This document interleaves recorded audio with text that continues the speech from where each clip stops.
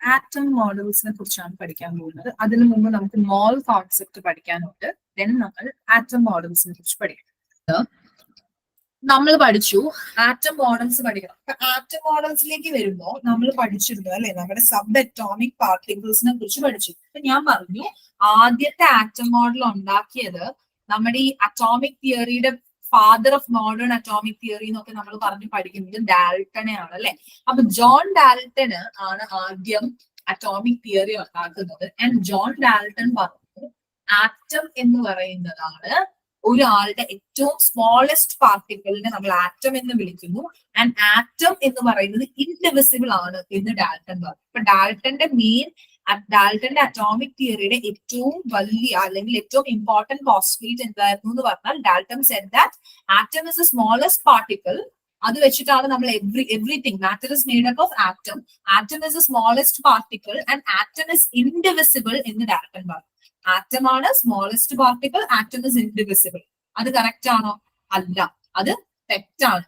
ആറ്റത്തിന്റെ ഉള്ളിൽ ആറ്റത്തിനേക്കാൾ ചെറിയ sub atomic particles ഉണ്ട് അല്ലെ, അവരാണ് പ്രോട്ടോൺ, ന്യൂട്രോൺ, ഇലക്ട്രോൺ. ഓക്കെ, അപ്പൊ ഇതാരാണ് കണ്ടുപിടിച്ചത്? ഇതിന്റെ ചാർജ്, ഇതിന്റെ മാസ് ഇമ്പോർട്ടന്റ് ആണ്. പ്രോട്ടോൺ കണ്ടുപിടിച്ചത് റുദർഫോർഡ് ആണ്.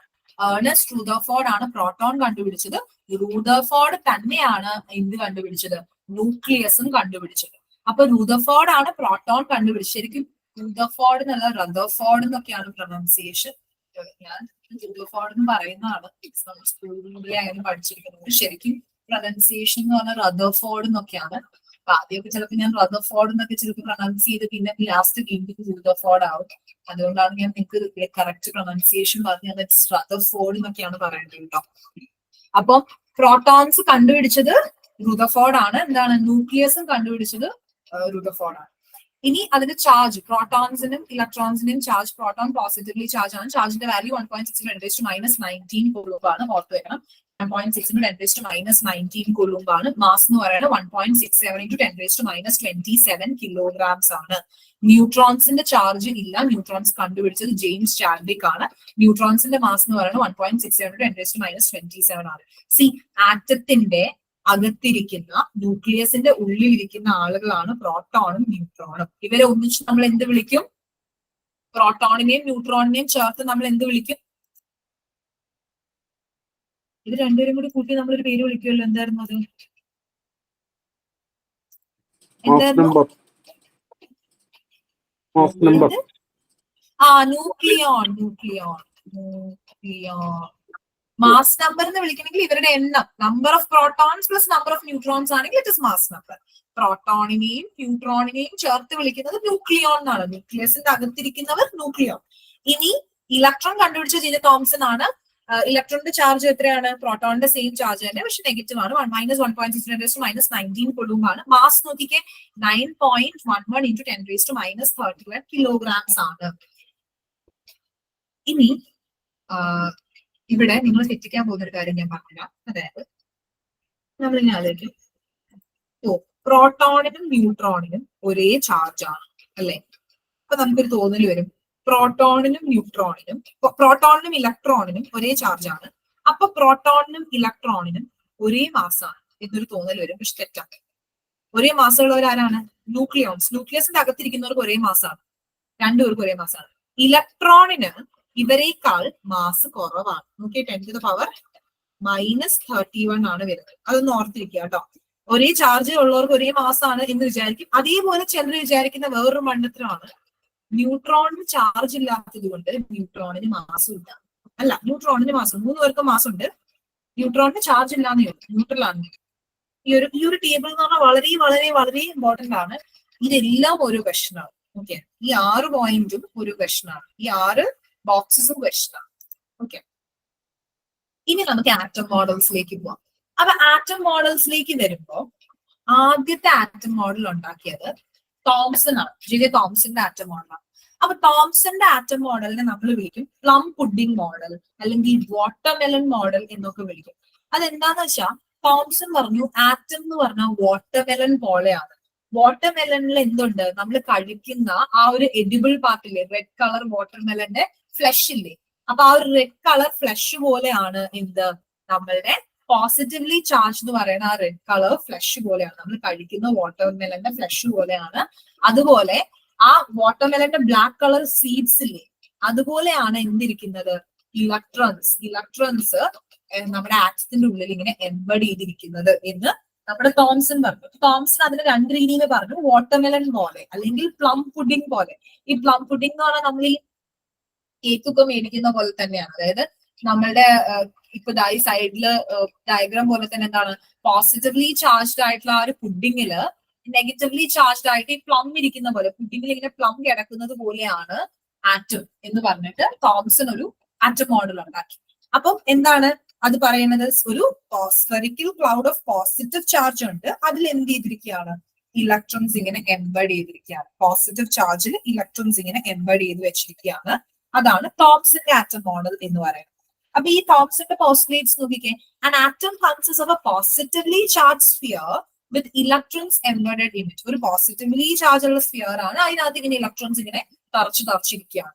an atom as a whole is electrically neutral. അപ്പൊ തോംസൺ പറഞ്ഞു ആറ്റം ഇലക്ട്രിക്കലി ന്യൂട്രൽ ആണ്. ആസ് എ ഹോൾ എടുത്താൽ ആറ്റം ഇലക്ട്രിക്കലി ന്യൂട്രൽ ആണ്.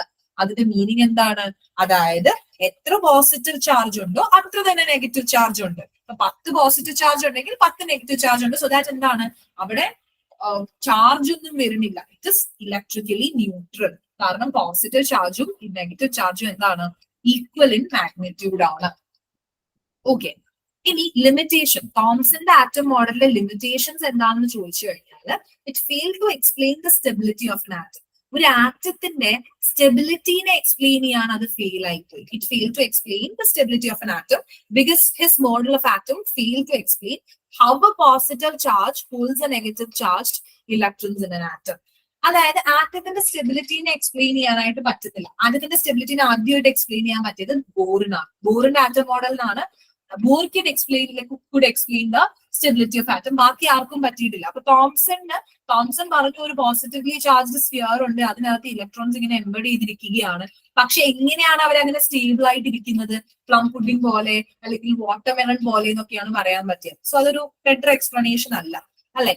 Also fail to account for the position of nucleus in an atom. ആറ്റത്തിന്റെ ഉള്ളിൽ nucleus എന്നുള്ള പരിപാടികളൊന്നും നമ്മുടെ തോംസണിന് അറിയില്ല. Fail to explain the scattering of alpha particles by thin metal foils. ഈ തോംസണിന് എന്താണ് ഈ ആൽഫ പാർട്ടിക്കിൾ സ്കാറ്ററിംഗ് സംഭവങ്ങളെ കുറിച്ചൊന്നും ഒരു ഐഡിയ ഇല്ല. അതെന്താന്ന് നമ്മൾ പഠിക്കുന്നുണ്ടോ. നോ എക്സ്പെരിമെന്റൽ എവിഡൻസസ്, അല്ലെ. ഇങ്ങനെ ഇപ്പം ചുമ്മാ വന്നിട്ട് ആറ്റം എന്താണ് വാട്ടർമെലൻ പോലെയാണ്, പ്ലം പുഡിംഗ് പോലെയാണെന്നൊക്കെ പറഞ്ഞാൽ അതിന് എക്സ്പെരിമെന്റൽ എവിഡൻസസ് ഒന്നും ഇല്ല. സോ അങ്ങനെ നമ്മൾ എന്ത് ചെയ്തു, തോംസന്റെ മോഡൽ വേണ്ടെന്ന് വെച്ചു. നെക്സ്റ്റ് വന്ന ആളാണ് നമ്മളുടെ റദർഫോർഡ്. റദർഫോർഡ് എന്ത് ചെയ്തു എന്ന് വെച്ചാൽ ആ സമയത്ത് ആൽഫ സ്കാറ്ററിംഗ് എക്സ്പെരിമെന്റ് നടത്തി. ആൽഫ സ്കാറ്ററിംഗ് എക്സ്പെരിമെന്റ് എന്ന് പറഞ്ഞു കഴിഞ്ഞാൽ ആൽഫ പാർട്ടിക്കിൾ എന്ന് പറഞ്ഞു കഴിഞ്ഞാലോ എന്തറിയോ, alpha particles is identical to helium nucleus. Alpha particles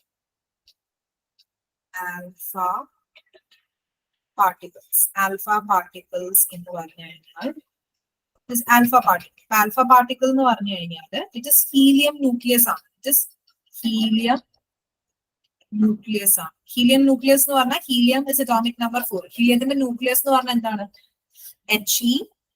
അതിന്റെ ഇലക്ട്രോൺസിനെ ഹീലിയം കളയണം, അല്ലെ. ഹീലിയം ന്യൂക്ലിയസ് ആണെങ്കിൽ He 2+ ആയിട്ടിരിക്കണം, അല്ലെ. ഹീലിയം എന്ന്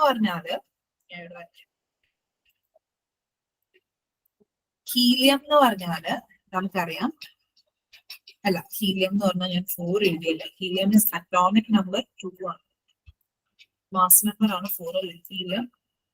ഹീലിയത്തിന്റെ അറ്റോമിക് നമ്പർ എന്ന് പറയുന്നത് 2 ആണ്, മാസ് നമ്പർ 4 ആണ്. അതായത് ഹീലിയം എടുത്താൽ അതിന് 2 ഇലക്ട്രോൺസ്, 2 പ്രോട്ടോൺസ്, 2 ന്യൂട്രോൺസ് ഉണ്ട്, അല്ലെ. അപ്പൊ ഈ ഹീലിയത്തിൽ നിന്ന് 2 ഇലക്ട്രോൺസ് പോയി കഴിഞ്ഞാൽ ഹീലിയത്തിന്റെ ന്യൂക്ലിയസിന്റെ അകത്തല്ലേ നമ്മൾ എങ്ങനെ വരയ്ക്കുക, ഹീലിയത്തിനെ വരയ്ക്കുന്നത് എങ്ങനെയാണെന്ന് വെച്ചാൽ ഹീലിയം, ഇത് ഹീലിയത്തിന്റെ ന്യൂക്ലിയസിന്റെ അകത്ത് 2 പ്രോട്ടോൺസും 2 ന്യൂട്രോൺസും ഉണ്ട്. എന്തോ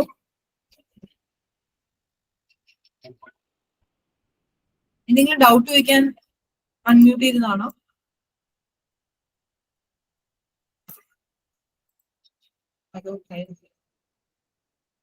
യെസ് എന്താണ് ഡൗട്ട്?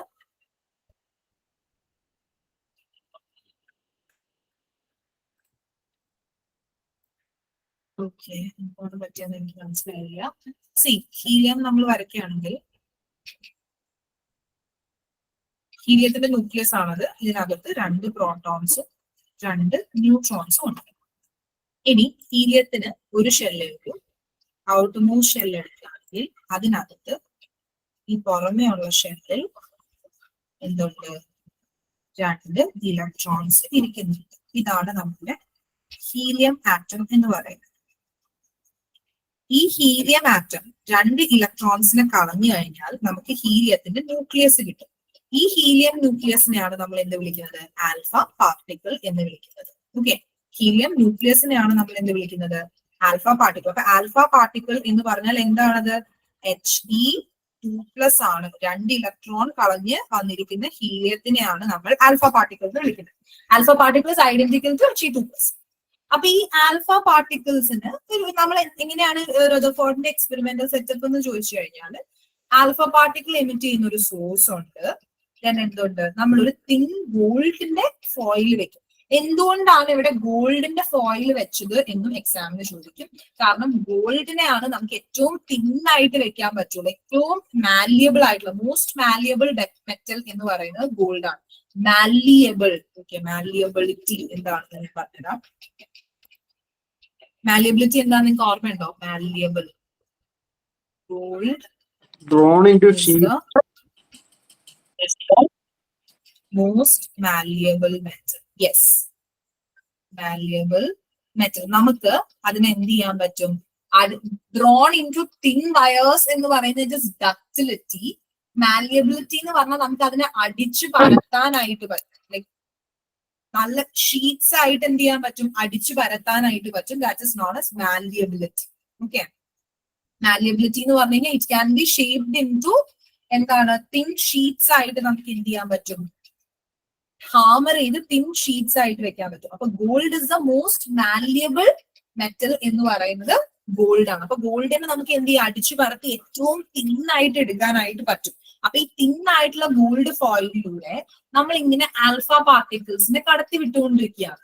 അപ്പോ നമ്മുടെ റദർഫോർഡിന് കുറച്ച് ഒബ്സർവേഷൻസ് ഉണ്ടായി. അപ്പൊ ഈ ആൽഫ പാർട്ടിക്കിൾസിനെ കടത്തി വിട്ടിട്ട് നമ്മൾ ചുറ്റും കണ്ടോ?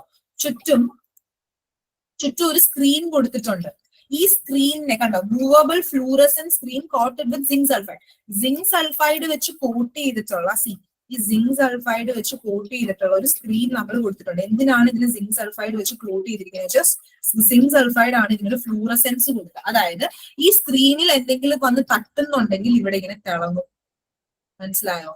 സ്ക്രീനിൽ വന്ന് ആൽഫ പാർട്ടിക്കിൾ തട്ടുന്നുണ്ടെങ്കിൽ ഈ സ്ക്രീൻ തിളങ്ങും, ഒരു ഫ്ലൂറസെൻസ് വരും. അതിനെയാണ് നമ്മൾ എന്ത് ചെയ്തിരിക്കുന്നത്? സിങ്ക് സൾഫൈഡ് ക്ലോട്ട് ചെയ്തിട്ട് ഒരു സ്ക്രീൻ കൊടുത്തു. ഇനി നമ്മുടെ റദർഫോർഡ് എന്താ കണ്ടുപിടിച്ചെന്ന് വെച്ച് കഴിഞ്ഞാൽ, റദർഫോർഡിന്റെ ആൽഫ സ്കാറ്ററിംഗ് എക്സ്പെരിമെന്റ് നോക്കിക്കഴിഞ്ഞാൽ, in order to explain the structure of atom, Rutherford perform alpha scattering experiment. For this he took gold foil and passed alpha rays.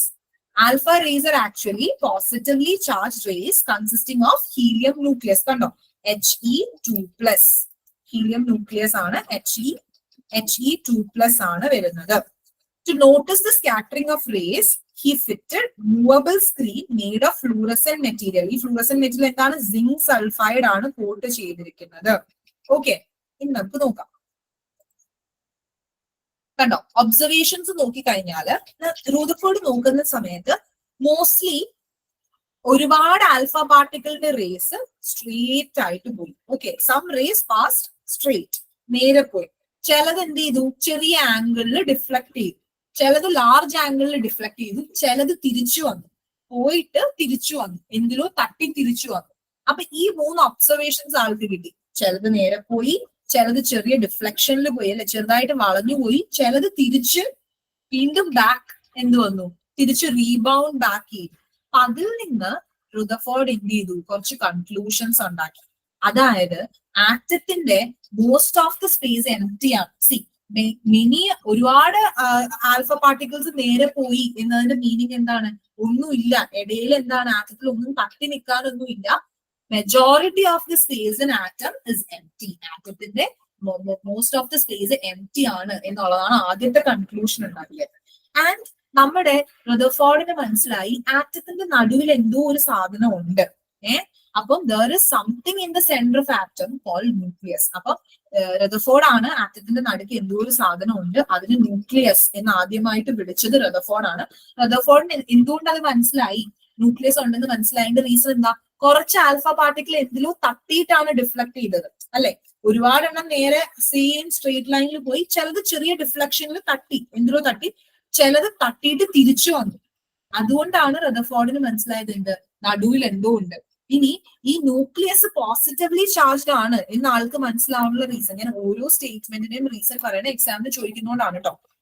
Most of the space in atom is empty എന്ന് മനസ്സിലാവേണ്ട reason എന്തായിരുന്നു, കാരണം എന്താണ്, raise straight ആയിട്ട് pass ചെയ്ത് പോയി, അപ്പൊ atom empty ആണെന്ന് മനസ്സിലായി. ചില റേസ് ചെറിയ ആംഗിൾ ഡിഫ്ലക്ട് ചെയ്തു, അപ്പൊ നടുക്ക് എന്തോ ഉണ്ടെന്ന് മനസ്സിലായി, അതിനെ ന്യൂക്ലിയസ് എന്ന് വിളിച്ചു. ഇനി ചില റേസ് റീബൗണ്ട് ചെയ്ത് വന്നു എന്ന് പറഞ്ഞാൽ അതിന് പകരമായിട്ട് ചിലപ്പോൾ അവർ പറയും 180 ഡിഗ്രിയിൽ ഡിഫ്ലക്ട് ചെയ്തു എന്ന് പറയും.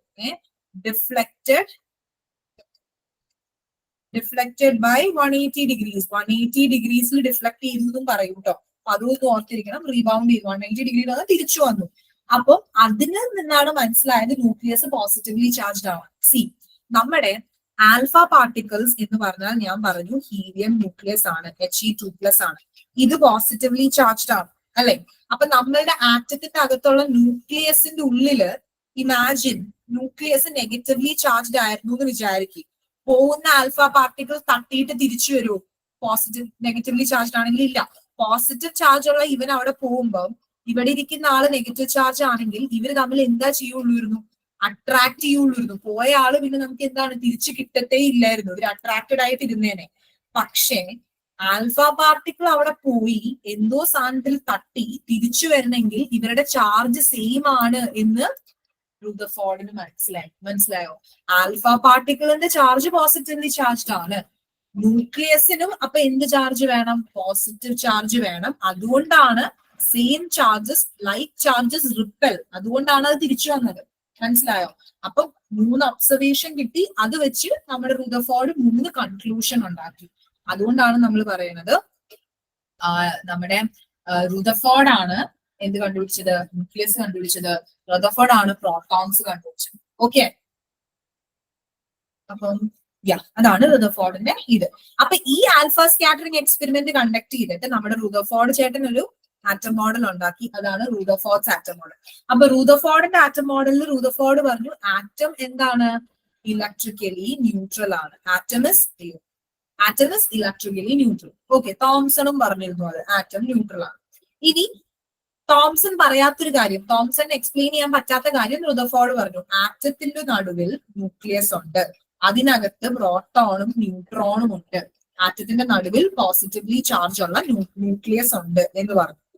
ഇനി ന്യൂക്ലിയസിന്റെ പുറത്ത് ഇലക്ട്രോൺസ് ഉണ്ട് എന്ന് റുദർഫോർഡ് പറഞ്ഞു. റുദർഫോർഡിന്റെ ആറ്റം മോഡലിനെ നമ്മൾ വിളിക്കുന്നത് പ്ലാനറ്ററി മോഡൽ എന്നാണ്. പ്ലാനറ്ററി മോഡൽ എന്നാണ് വിളിക്കുന്നത്.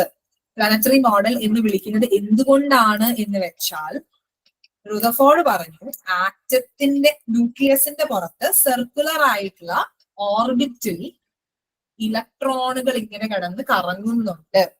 അതിന് എങ്ങനെ പോലെ സിമിലർ ആയിട്ട്, അതായത് സൂര്യനെ ചുറ്റി കറങ്ങുന്നു ഭൂമി എന്നൊക്കെ പറയുന്ന പ്ലാനറ്റ്സ് സണ്ണിന് അറൌണ്ട് ആയിട്ട് ഇങ്ങനെ കറങ്ങുന്നത് പോലെ, സണ്ണിന് പ്ലാനറ്റ്സ് കറങ്ങുന്നത് പോലെയാണ് ന്യൂക്ലിയസിനെ ചുറ്റിയിട്ട് ഇലക്ട്രോൺസ് കറങ്ങുന്നത് എന്ന് പറഞ്ഞ് റുദർഫോർഡ് പ്ലാനറ്ററി ആറ്റം മോഡൽ ഉണ്ടാക്കി. ഓക്കെ, അപ്പൊ റുദർഫോർഡിന്റെ ആറ്റം മോഡൽ നമ്മൾ പഠിച്ചു, തോംസന്റെ പഠിച്ചു, റുദർഫോർഡിന്റെ പഠിച്ചു. അപ്പൊ റുദർഫോർഡിന്റെ ആറ്റം മോഡലിന്റെ ലിമിറ്റേഷൻസ് എന്ന് പറഞ്ഞു കഴിഞ്ഞാൽ, if electrons have to revolve around the nucleus, ഇലക്ട്രോൺസിന് ന്യൂക്ലിയസിനെ ചുറ്റി ഇങ്ങനെ കറങ്ങുന്നുണ്ടെങ്കിൽ ഇവൻച്വലി എന്ത് സംഭവിക്കും എന്ന് ചോദിച്ചാൽ, ഒരു പെർട്ടിക്കുലർ സ്റ്റേജ് എത്തിക്കഴിയുമ്പോൾ ഇതിന്റെ എനർജി നഷ്ടപ്പെട്ട് ഇത് ന്യൂക്ലിയസിന്റെ ഉള്ളിലേക്ക് വീഴും. പക്ഷേ ഇതിനെ കുറിച്ച് ചോദിച്ചപ്പം റുദർഫോർഡിന് അതിനെ എക്സ്പ്ലെയിൻ ചെയ്യാൻ പറ്റിയില്ല. അതായത് ആറ്റത്തിന്റെ സ്റ്റെബിലിറ്റി എങ്ങനെയാണ് ഇതിങ്ങനെ ചുറ്റി കറങ്ങിക്കൊണ്ടിരിക്കുന്നത്, എന്തുകൊണ്ട് ഇത് ന്യൂക്ലിയസിന്റെ ഉള്ളിൽ വീഴുന്നില്ല, അതിനെ കുറിച്ചൊന്നും എക്സ്പ്ലെയിൻ ചെയ്യാൻ റുദർഫോർഡിന് പറ്റിയില്ല. അത് ആദ്യത്തെ ലിമിറ്റേഷൻ. അതായത് തോംസണിനാണെങ്കിലും റുദർഫോർഡിനാണെങ്കിലും ആറ്റത്തിന്റെ സ്റ്റെബിലിറ്റി എക്സ്പ്ലെയിൻ ചെയ്യാൻ പറ്റിയില്ല. രണ്ടാമത്, if electrons continuously revolve around the nucleus, The types of spectrum expected is a continuous spectrum, but in reality, what we see is the line spectrum. അതായത് ഈ ഇലക്ട്രോൺസ് ന്യൂക്ലിയസിന്റെ ചുറ്റും ഇങ്ങനെ കണ്ടിന്യൂസ് ആയിട്ട് കറങ്ങിക്കൊണ്ടിരിക്കുകയാണെങ്കിൽ നമുക്ക് കിട്ടേണ്ട സ്പെക്ട്രം എന്ന് പറയുന്നത് ഒരു കണ്ടിന്യൂസ് സ്പെക്ട്രം ആണ്.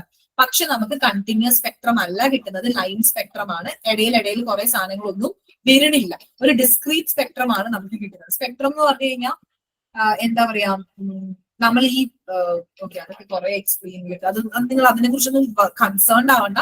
ജസ്റ്റ് ഈ ഒരു ലിമിറ്റേഷനിൽ ഓർത്ത് വെച്ചാൽ മതി. കണ്ടിന്യൂസ് ആയിട്ട് കറങ്ങുന്നുണ്ടെങ്കിൽ കണ്ടിന്യൂസ് സ്പെക്ട്രം കിട്ടണം, പക്ഷെ കണ്ടിന്യൂസ് സ്പെക്ട്രം കിട്ടുന്നില്ല, ലൈൻ സ്പെക്ട്രം ആണ് കിട്ടുന്നത്. ഇനി he could not explain the electronic structure of atom. അതായത് ആറ്റത്തിന്റെ ഉള്ളിൽ ഇലക്ട്രോൺസ് എങ്ങനെയാണ് ഡിസ്ട്രിബ്യൂട്ട് ചെയ്തിരിക്കുന്നത് അങ്ങനത്തെ കാര്യങ്ങളൊന്നും പറയാനായിട്ട്, അതായത് ഓരോ ഷെല്ലിൽ എത്ര ഇലക്ട്രോൺസ് ഉണ്ട് അങ്ങനത്തെ കാര്യങ്ങളൊന്നും റുദർഫോർഡിന് പറയാൻ പറ്റില്ല. ജസ്റ്റ് പറഞ്ഞു പ്ലാനറ്റ്സ് സണ്ണിനെ ചുറ്റി കറങ്ങുന്ന പോലെയാണ് ഇലക്ട്രോൺസ് ന്യൂക്ലിയസിനെ ചുറ്റി കറങ്ങുന്നത്. അങ്ങനെ പറഞ്ഞ് റുദർഫോർഡിന്റെ ആറ്റം മോഡൽ തീർന്നു.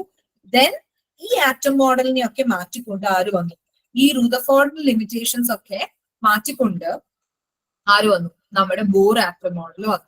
അപ്പൊ ബോർ ആറ്റം മോഡലിലേക്ക് വരാൻ നേരത്ത് ബോർ പറഞ്ഞു, in an atom electrons revolve around the positively charged nucleus in a definite circular path called orbit. അതായത് ബോർ പറഞ്ഞു ഈ പ്ലാനറ്റ്സിനെ ചുറ്റി കറങ്ങുന്ന പോലെയൊന്നും അല്ല, ഡെഫിനറ്റ് ആയിട്ടുള്ള സർക്കുലർ പാത്സ് ഉണ്ട്. അതിനെ ഓർബിറ്റ് എന്നോ സ്റ്റേഷനറി സ്റ്റേറ്റ്സ് എന്നോ അലൗഡ് എനർജി സ്റ്റേറ്റ്സ് എന്നോ ഒക്കെ വിളിക്കാം എന്ന് പറഞ്ഞു ബോറിന്റെ ആറ്റം മോഡൽ ആയിട്ട് വന്നു. ഓർത്തിരിക്കണം, ഓർബിറ്റുകൾ അല്ലെങ്കിൽ സ്റ്റേഷനറി സ്റ്റേറ്റ്സ് അല്ലെങ്കിൽ അലൗഡ് എനർജി ലെവൽ. അതായത് ബോർ പറഞ്ഞു ഓരോ ഷെല്ലിന്റെ എനർജിയും റേഡിയസും ഫിക്സ്ഡ് ആണ്.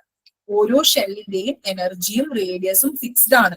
അതുകൊണ്ടാണ് ഇത് ചുറ്റിക്കറങ്ങി എന്ത് ചെയ്യാത്തത്, ന്യൂക്ലിയസിന്റെ ഉള്ളിൽ വീഴാത്തത്. എനർജിയും റേഡിയസും ഒക്കെ ഫിക്സ്ഡ് ആണ്, ഇത് മാറില്ല. അതുപോലെ നോക്കിക്കേ, each orbit or shell has a fixed energy. The energy of an electron in the orbit does not change with time. എത്ര കാലം കഴിഞ്ഞാലും ഒരു ഓർബിറ്റിൽ ഇരിക്കുന്ന ഇലക്ട്രോണിന്റെ എനർജി കോൺസ്റ്റന്റ് ആയിരിക്കും. ഓക്കെ, ആറ്റത്തിന്റെ സ്റ്റെബിലിറ്റി എക്സ്പ്ലെയിൻ ചെയ്തു. ബോർ ആറ്റം മോഡൽ ആണ് the first atom model to explain the stability of an atom. ആറ്റത്തിന്റെ സ്റ്റെബിലിറ്റി എക്സ്പ്ലെയിൻ ചെയ്യുന്ന ആദ്യത്തെ atom model is Bohr atom model. അപ്പൊ electron will move from a lower stationary state to a higher stationary state when required amount of energy. See, എപ്പോഴാണ് ഒരു ഇലക്ട്രോണിന് വേറെ ഓർബിറ്റുകളിലേക്ക് പോകാൻ പറ്റുക? ഒരു ഇലക്ട്രോണിന് എനർജി കിട്ടി, അത് എനർജി അക്വയർ ചെയ്ത് കഴിഞ്ഞാൽ അത് എന്ത് ചെയ്യും? എക്സൈറ്റഡ് ആയിട്ട് ഹയർ സ്റ്റേഷനറി സ്റ്റേറ്റ്സ് അല്ലെങ്കിൽ ഹയർ ഓർബിറ്റ്സിലേക്ക് പോകും. ഇനി ഹയർ ഓർബിറ്റിൽ നിന്ന് അത് എനർജി റിലീസ് ചെയ്ത് എന്ത് ചെയ്യും? ലോവർ സ്റ്റേഷനറി സ്റ്റേറ്റ്സിലേക്ക് വരും. ഓക്കെ, അപ്പൊ ആ ഒരു കാര്യം ഒന്ന് ഓർത്തിരിക്കുക, ബോറിന്റെ ആറ്റം മോഡൽ. ഓക്കെ, ഇനി വരുന്ന പോസ്റ്റുലേറ്റ്സ് ഒക്കെ ജസ്റ്റ് ഞാൻ സ്ലൈഡ്സിൽ വെച്ചൂന്നേ ഉള്ളൂ, to be on the safer side. അത് ചോദിക്കണം എന്നില്ല, പക്ഷെ നമുക്ക് ജസ്റ്റ് ഒന്ന് വായിച്ചു പോവാം, ചോദിച്ചാൽ നമുക്ക് എഴുതാം എന്നുള്ള പോലെ. കാരണം 10th ലെവലിൽ ഇങ്ങനെ ചോദിക്കണം എന്നില്ല. ബട്ട് തിങ് ഈസ് നമുക്ക് ജസ്റ്റ് ഒന്ന് to be on the safer side നമുക്ക് ജസ്റ്റ് ഒന്ന് വായിച്ചു പോവാം. വേണമെങ്കിൽ അവർക്ക് ക്വസ്റ്റ്യൻ കുറച്ച് ടഫ് ആക്കാനൊക്കെ വെക്കാം. നോക്കിക്കേ, the angular momentum of an electron in a given stationary state. അതായത് ഒരു ഓർബിറ്റിൽ ഇരിക്കുന്ന ഇലക്ട്രോണിന്റെ ആംഗുലർ മൊമെന്റത്തിന്റെ ഇക്വേഷൻ ആണ് ഇറ്റ് ഇസ് ഈക്വൽ ടു h/2πയുടെ ഇന്റഗ്രൽ മൾട്ടിപ്പിൾ ആണ്. അല്ലെങ്കിൽ നമ്മൾ പറയും ആംഗുലാർ മൊമെന്റം എന്ന് പറഞ്ഞാൽ angular momentum is equal to n into h/2π ആണ്. h എന്ന് പറഞ്ഞാൽ പ്ലാങ്ക്സ് കോൺസ്റ്റന്റ് ആണ്, n എന്ന് പറഞ്ഞാൽ ഇന്റിജർ ആണ്, ദാറ്റ് ഇസ് 1 2 3 4 എന്ന് പറഞ്ഞേ വരുള്ളൂ, ഡെസിമൽസ് വരത്തില്ല, ഇന്റഗ്രൽ മൾട്ടിപ്പിൾ ആണ്. The stationary states of an electron, അതായത് ഇലക്ട്രോണിന്റെ ഈ n എന്ന് പറഞ്ഞാൽ എന്താണ്? ഇലക്ട്രോണിന്റെ ഓർബിറ്റിന്റെ എണ്ണമാണ് അല്ലെ. നമ്മൾ ഓരോ ഷെല്ലിലുള്ള നമ്പർ ഓഫ് ഇലക്ട്രോൺസ് 2n² ആണെന്നൊക്കെ പഠിച്ചു. ആ എന്നും ഈ എന്നും ഒക്കെ ഒന്നാണ്, അത് ഓർബിറ്റിന്റെ എണ്ണമാണ്. ദ ഇന്റഗ്രൽ നമ്പേഴ്സ്, ഈ ഒരു എന്നിനെ നമ്മൾ പ്രിൻസിപ്പൽ ക്വാണ്ടം നമ്പർ എന്നൊക്കെ വിളിക്കും. ജസ്റ്റ് നിങ്ങളൊന്ന് അറിഞ്ഞിരുന്നാൽ മതി. ഇതിൽ നിന്ന് ചോദിക്കാനുള്ള ചാൻസ് ഭയങ്കര കുറവാണ്, പക്ഷെ ബോർ ആറ്റം മോഡലിന്റെ പോസ്റ്റുലേറ്റ് ആയതുകൊണ്ട് ഞാനിത് വെച്ചതാണ് കേട്ടോ. അതുപോലെ തന്നെ എന്താണ്, ഓരോ സ്റ്റേഷനറി സ്റ്റേറ്റ്സിന്റെയും റേഡിയസ് ഫിക്സ്ഡ് ആണെന്ന് പറഞ്ഞു. ആ റേഡിയസ് കണ്ടുപിടിക്കാനുള്ള ഇക്വേഷൻ ആണ്. ഇതൊന്നും ക്വസ്റ്റ്യൻ ചോദിക്കാനുള്ള ചാൻസസ് ഇല്ല, ബിക്കോസ് ഇത് +1 +2 കെമിസ്ട്രി ടോപ്പിക്കിലേക്ക് വരും ഇതിന്ന് ക്വസ്റ്റ്യൻ ചോദിച്ചു കഴിഞ്ഞാൽ. ഓക്കെ, ഇതിലിപ്പം റേഡിയസ് പറയുകയാണെങ്കിൽ റേഡിയസ് ഓരോ ഓർബിറ്റിന്റെയും റേഡിയസ് കണ്ടുപിടിക്കണമെങ്കിൽ ഇപ്പം ഫസ്റ്റ് ഓർബിറ്റ് ആണെങ്കിൽ റേഡിയസ് എന്ന് പറയുന്നത് എത്രയായിരിക്കും 1 സ്ക്വയർ ഇൻറ്റു 52.9 പൈക്കോമീറ്റേഴ്സ് ആണ് വരിക. ഓക്കെ, ഒരു പൈക്കോമീറ്റർ അത് അറിയണം. ഒരു പൈക്കോമീറ്റർ എന്ന് പറഞ്ഞാൽ എത്രയാ? ഒരു പൈക്കോമീറ്റർ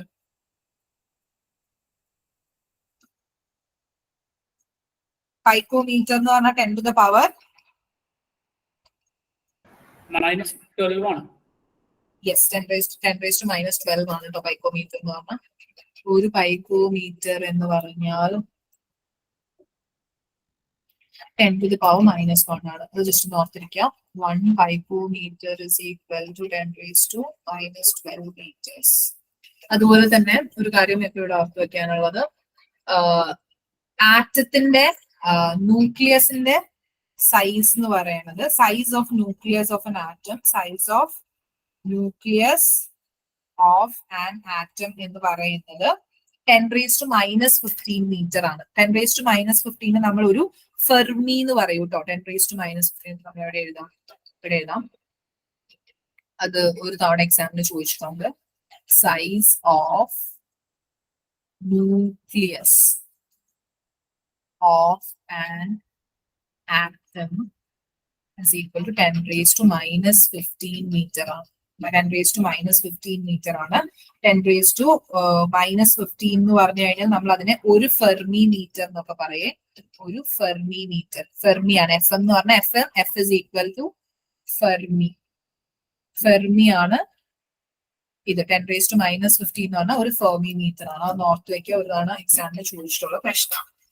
സി, അപ്പം ഈ ആദ്യത്തെ 3 പോസ്റ്റ്ലേറ്റ്സ് എന്തായാലും പഠിക്കണം. പിന്നെയുള്ള പോസ്റ്റ്ലേറ്റ്സ് നിങ്ങളൊന്ന് അറിഞ്ഞിരിക്കാൻ വേണ്ടി ഞാൻ വെച്ചതാണ്. Angular momentum is an integral multiple of h/2π. h is the planks constant ആണ്. ദെൻ എന്താണ് n എന്ന് പറയുന്നത് നമ്മുടെ എന്താണ് ഷെല്ലിന്റെ നമ്പർ ആണ്. റേഡിയസിന്റെ ഇക്വേഷൻ 52.9 n² ആണ്. അത് റേഡിയസ് ഫിക്സ്ഡ് ആണ്, എനർജി ഫിക്സ്ഡ് ആണ്. ദെൻ എനർജിയുടെ ഇക്വേഷൻ ആണ് ഇവിടെ കൊടുത്തിരിക്കുന്നത്. എന്താണ്? ഓരോ ഇലക്ട്രോണിന്റെ എനർജി കണ്ടുപിടിക്കാനാണ് -RH/n². RH is Rydberg constant. അതിന്റെ ഒന്നും ചോദിക്കാൻ ചാൻസ് ഇല്ല, എന്നാലും ജസ്റ്റ് ഒന്ന് നോക്കി വെക്കാം. ചോദിച്ചാൽ നമുക്ക് എഴുതാം എന്നുള്ള പോലെ 2.18 × 10 to -18 ജൂൾ ആണ് ഡിവൈഡഡ് ബൈ n² എന്നുള്ള രീതിയിൽ. ദെൻ ഇത് ഇപ്പം പ്രോബ്ലം ആയിട്ടൊന്നും ചെയ്യാൻ ചോദിക്കില്ല. ഈ പോസ്റ്റുലേറ്റ് അങ്ങനെ തന്നെ വന്നിട്ട് ചോദിക്കാം. അതുകൊണ്ടാണ് ഞാൻ ഈ പോസ്റ്റുലേറ്റ് വെച്ചത്.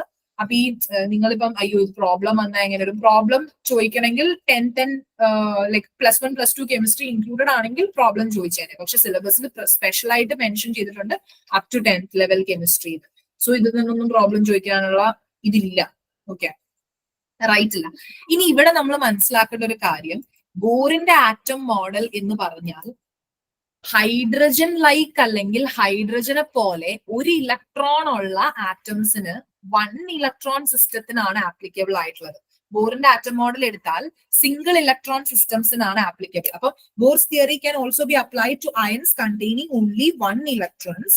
ഹൈഡ്രജനിൽ എന്താണ്? ഒരു ഇലക്ട്രോണേ ഉള്ളൂ. അപ്പൊ ഒരു ഇലക്ട്രോൺ ഉള്ള ഏത് അയോൺസിനും നമുക്ക് എന്ത് ചെയ്യാൻ പറ്റും? ബോറിന്റെ ആറ്റം മോഡൽ യൂസ് ചെയ്യാനായിട്ട് പറ്റും. ഹൈഡ്രജൻ ലൈക്ക് സ്പീഷ്യസിനൊക്കെ എന്ത് ചെയ്യാൻ പറ്റും? നമുക്ക് ആപ്ലിക്കബിൾ ആണ്. അപ്പൊ ഹൈഡ്രജൻ ലൈക്ക് സ്പീഷ്യസ് ആണെങ്കിൽ അവരുടെ എനർജി കണ്ടുപിടിക്കാനുള്ള ഇക്വേഷൻ ആണ് -RH × Z²/n², where Z is the എന്താണ് നമ്മൾ യൂസ് ചെയ്യുന്ന ആറ്റത്തിന്റെ അറ്റോമിക് നമ്പർ ആണ് Z എന്ന് പറയുന്നത്. Z is the atomic number. Z is the atomic number. നമ്മൾ കണ്ടുപിടിക്കുന്ന ആറ്റത്തിന്റെ അറ്റോമിക് നമ്പർ ആണ് Z എന്ന് പറയുന്നത്. ആൻഡ് N എന്ന് പറയുന്നത് എന്താണ്? N is the shell number ആണ് അല്ലെ. N is the shell number ആണ്. ആൻഡ് എന്താണ്? റേഡിയസ്. അപ്പം ഹൈഡ്രജൻ ലൈക്ക് സ്പീഷ്യസിന്റെ എനർജിയുടെയും റേഡിയസിന്റെയും ഇക്വേഷൻ ആണ്. RH എന്ന് പറഞ്ഞാൽ റിഡ്ബർഗ് കോൺസ്റ്റന്റ് ആണ്. അതിന്റെ വാല്യൂ നമ്മളിവിടെ പഠിച്ചു. 2.18 × 10 raised to -18 ആണ് റിഡ്ബർഗ് കോൺസ്റ്റന്റിന്റെ വാല്യൂ. ആൻഡ് A0ന്റെ വാല്യൂ നമ്മൾ പഠിച്ചു 52.9 പൈക്കോമീറ്റേഴ്സ് ആണ് അല്ലെ. A0ന്റെ value is equal to 52.9 picometers ആണ്. And Rydberg constant in the value is equal to 2.18 into 10 raised to -18. 2.18 into 10 raised to -18 joules ആണ്. യൂണിറ്റ് നോക്കണം, ഇവിടെ ജൂൾ ആണ്. This is in picometers. ഇത് ചോദിക്കാനുള്ള ചാൻസസ് കുറവാണ്. ഒരു ലെസ് ദൻ 2% ഒക്കെ ഉള്ളൂ. പക്ഷെ to be on the safer side just നമ്മൾ വായിച്ചിരുന്നാൽ വേണമെങ്കിൽ ചോദിച്ചാൽ നമുക്ക് എഴുതാം. ഇനി നമുക്ക് ബോർ ആറ്റം മോഡലിന്റെ ലിമിറ്റേഷൻ പറഞ്ഞ ഇന്നത്തെ ക്ലാസ് വൈൻഡപ്പ് ചെയ്യാൻ പറ്റുമ്പോഴായി. ബോർ ആറ്റം മോഡലിന്റെ ലിമിറ്റേഷൻ എന്തൊക്കെയാന്ന് പറഞ്ഞു കഴിഞ്ഞാല് ബോറിനും എന്താണ് ഈ സിംഗിൾ ഇലക്ട്രോൺസിനെ കുറിച്ച് മാത്രമേ പറയാൻ പറ്റുള്ളൂ. മൾട്ടി ഇലക്ട്രോൺസ് ഉള്ള ആറ്റംസിനെ കുറിച്ചോ അവരുടെ അറ്റോമിക് സ്പെക്ട്രയെ കുറിച്ചോ ഒന്നും പറയാനൊന്നും ബോറിന് പറ്റിയില്ല. അതേപോലെ തന്നെ he couldn't explain splitting of line in magnetic field and electric field. ഇതൊക്കെ ജസ്റ്റ് ഇങ്ങനെ തന്നെ നിങ്ങൾ പഠിച്ചു വെക്കാം. ബിക്കോസ് ഇതൊക്കെ നമ്മൾ ഡീറ്റെയിൽ ആയിട്ട് പറയണമെങ്കിൽ ഒരുപാട് പറയണം. അതൊക്കെ അൺനെസസറി ആണ്, അതിന്റെ ആവശ്യമില്ല. ഈ സീമൻ എഫക്ട്, സ്റ്റാർക്ക് ഇഫക്ട് എന്നൊക്കെ പറഞ്ഞിട്ട് കുറെ സാധനങ്ങളുണ്ട്. അതൊന്നും ബോറിന് എക്സ്പ്ലെയിൻ ചെയ്യാൻ പറ്റിയില്ല. അതേപോലെ തന്നെ ഒരു ആറ്റത്തിന്റെ 3 ഡയമെൻഷണൽ മോഡലിനെ കുറിച്ചൊന്നും ബോറിന് എക്സ്പ്ലെയിൻ ചെയ്യാൻ പറ്റിയില്ല. അതുപോലെ എങ്ങനെയാണ് ആറ്റംസ് ചേർന്ന് മോളിക്യൂൾ ആവുന്നത്, കെമിക്കൽ ബോണ്ട് എങ്ങനെ ഫോം ചെയ്യുന്നു, അതിനെ കുറിച്ചൊന്നും പറയാൻ പറ്റില്ല. അതേപോലെ ഓരോ മോളിക്യൂളിന്റെ ഷേപ്പ് എങ്ങനെയാണ് അതൊന്നും പറയാൻ പറ്റില്ല. ജസ്റ്റ് ഇതിന്റെ ഉള്ളിലുള്ള ഇലക്ട്രോണിക് കോൺഫിഗറേഷനെ കുറിച്ച് പറയാനായിട്ട് പറ്റി, ബാക്കി ഒന്നും പറ്റിയില്ല.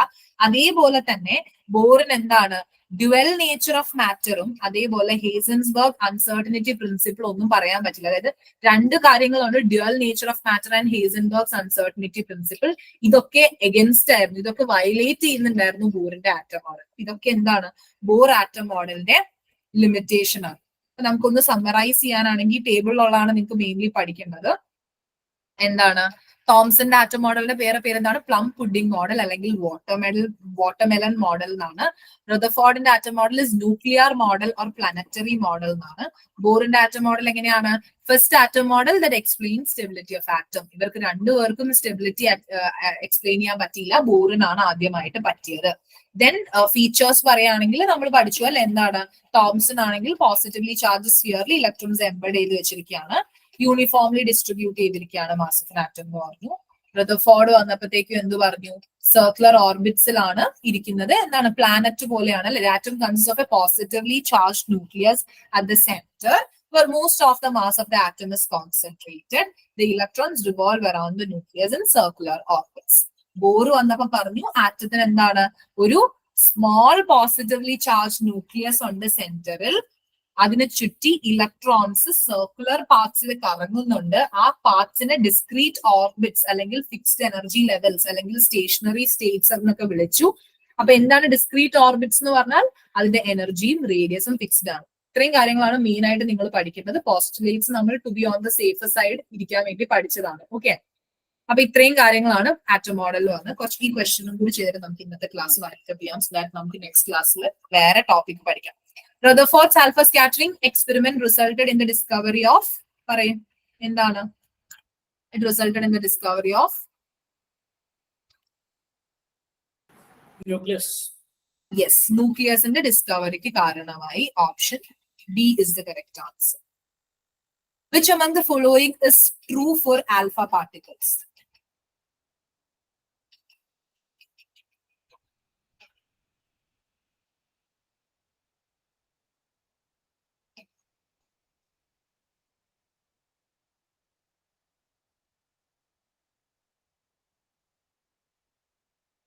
എന്താണ് ആൽഫ പാർട്ടിക്കിൾസിന് ട്രൂ ആയിട്ടുള്ളത്? ആൽഫ പാർട്ടിക്കിൾസ് ഹീലിയം ന്യൂക്ലിയസ് അല്ലെ. ആൽഫ പാർട്ടിക്കിൾ എന്ന് പറഞ്ഞാൽ എന്താണ്?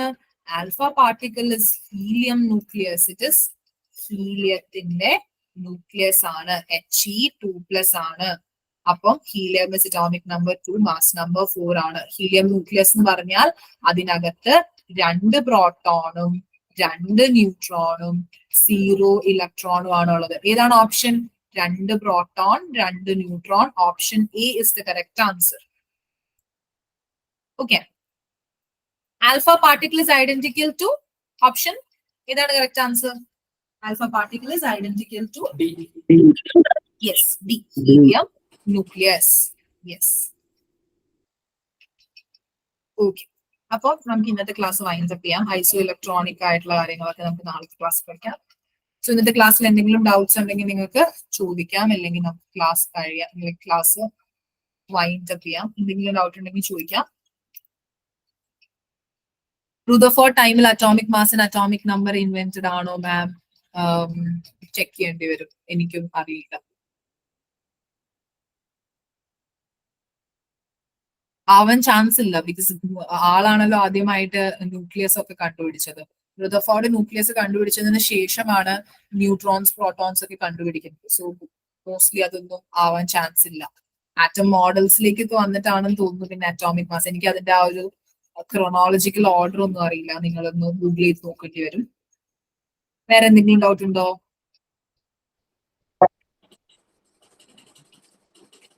മേഡം റെക്കോർഡിംഗ് ഒന്ന് സ്റ്റോപ്പ് ചെയ്യോ? അതെന്താ? അതെ, അപ്പൊ ഈ ആൽഫ എനിക്ക് പാർട്ടിക്കൽ recording- പുള്ളി സെലക്ട് ചെയ്യാൻ കാരണം എന്താ? അങ്ങനെ ചോദിച്ചാൽ ഞാൻ നാളത്തെ ക്ലാസ്സിൽ റെഫർ ചെയ്ത് പറയാം എന്തുകൊണ്ട് ആൽഫ പാർട്ടിക്കിളിനെ തന്നെ സെലക്ട് ചെയ്തു എന്ന് എനിക്കറിയില്ല. ഞാൻ റെഫർ ചെയ്തിട്ട് പറയാം. എന്തോ നമ്മള് പഠിക്കാൻ നേരത്തെ ആൽഫ പാർട്ടിക്കൽ എന്നാണ് പഠിച്ചിട്ടുള്ളത്. Okay ma'am. അത് ശരി, ആൽഫ പാർട്ടിക്കിൾ എന്നാണ് പഠിച്ചിട്ടുള്ളത്. ലൈക്ക് നമുക്ക് നോക്കാം why he choose alpha particle എന്നുള്ളത്. Why he use alpha particle എന്ന് പറയുന്നത് okay, like alpha particle, Rutherford chose alpha particles because they were small and positively charged. അതായത് എന്താ പറയാ, ആക്ച്വലി റദർഫോർഡ് ആൽഫ പാർട്ടിക്കിൾ എടുത്തിരുന്നത് എന്താന്ന് വെച്ച് കഴിഞ്ഞാൽ എനിക്ക് അത് തന്നെയാണ് റീസൺ. അതായത് നമുക്ക് ഹൈ ഓക്കെ, ആൻവിൻ ഒന്ന് മ്യൂട്ട് ചെയ്ത് കഴിഞ്ഞാൽ ഈ ഒരു എക്കോ ഉണ്ടാവില്ല. ഓക്കെ, അത് എന്തുകൊണ്ടാണ് ആൽഫ പാർട്ടിക്കിൾ എടുത്തതെന്ന് വെച്ച് കഴിഞ്ഞാല് ആൽഫ പാർട്ടിക്കിൾ എന്ന് പറഞ്ഞാൽ ഹീലിയം ന്യൂക്ലിയസ് ആണല്ലോ. അപ്പം ഹീലിയം ന്യൂക്ലിയസ് ഉണ്ടാക്കാനായിട്ട് ഈസിയാണ്. ഏറ്റവും സ്മോളസ്റ്റ് ആയിട്ടുള്ള പോസിറ്റീവ്ലി ചാർജ്ഡ് പാർട്ടിക്കിൾ എന്ന് പറഞ്ഞു കഴിഞ്ഞാൽ ആൽഫ പാർട്ടിക്കിൾ ആണ്. അതുകൊണ്ടാണ് റദർഫോർഡ് ആൽഫ പാർട്ടിക്കിൾ എടുത്തത്. പിന്നെ ഇങ്ങനത്തെ ടൈപ്പ് ഓഫ് ക്വസ്റ്റ്യൻസ് ഒന്നും നമുക്ക് എക്സാമിന് വരില്ല. എന്തുകൊണ്ട് ആൽഫ പാർട്ടിക്കിൾ എടുത്തു അങ്ങനെ, ജസ്റ്റ് ഫോർ ദ നോളജ് ഗെയിനിങ്ങിന് വേണ്ടി നമുക്കത് ഓർത്തിരിക്കാം. എന്തുകൊണ്ട് ഗോൾഡ് ഫോയിൽ എടുത്തു എന്ന് ചോദിക്കാറുണ്ട്. Because gold is the most valuable metal. അതുകൊണ്ടാണ് ഗോൾഡ് ഫോയിൽ എടുത്തത്. ബിക്കോസ് തിൻ ആയിട്ടുള്ള ഒരു മെറ്റൽ കിട്ടണം എങ്കിൽ മാത്രമാണ് എന്താ നമുക്ക് ഇതിന്റെ ട്രജക്ടറി ആണെങ്കിലും ഇത് പാസ് ചെയ്യുന്നുണ്ടോ എന്നൊക്കെ നമുക്ക് എന്ത് ചെയ്യാൻ പറ്റുള്ളൂ, കണ്ടുപിടിക്കാനായിട്ട് പറ്റുള്ളൂ.